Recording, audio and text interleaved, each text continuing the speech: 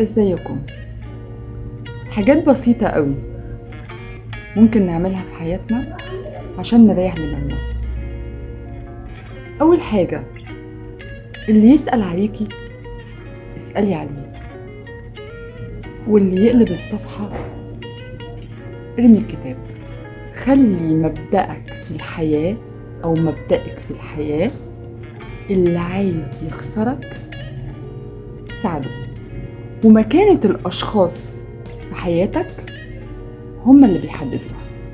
ولما حد يحاول يقلل منك يبقى أنسب رد هو عدم الرد.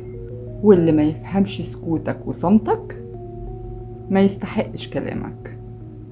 أكبر ألم ممكن حد يحس بيه هو ألم خيبة الأمل، وخصوصا لما تيجي خيبة الأمل دي من أشخاص انت عمرك ما كنت تتوقعهم، لأن دول أقرب الناس ليك، فهم بالتالي أشخاص غير متوقعين.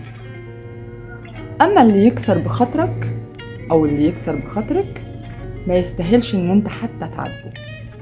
خلي دايما أحلامكم أكبر من خوفكم، وخلي أفعالكم أعلى من صوتكم. ولازم نتعلم إن احنا نتجاهل أي شيء بيزعجنا، لأن ببساطة اليوم اللي بيعدي ما بنعرفش نعوضه تاني.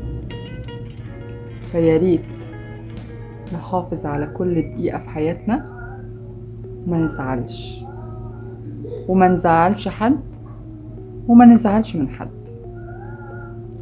كل واحد مسؤول عن تصرفاته، والدقيقة اللي بتعدي ما بتتعوضش وما بنعرفش نرجعها تاني.